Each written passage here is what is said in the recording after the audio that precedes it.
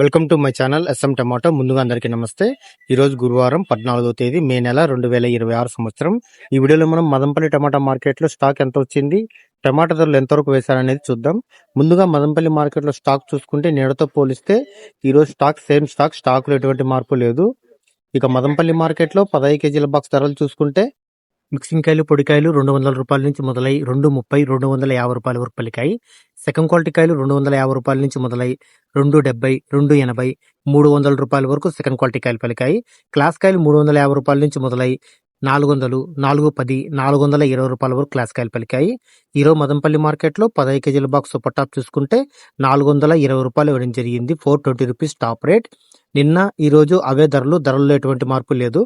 మదనపల్లి మార్కెట్లో యావరేజ్గా చూసుకుంటే 300 రూపాయల నుంచి 400 రూపాయల వరకు ఎక్కువ.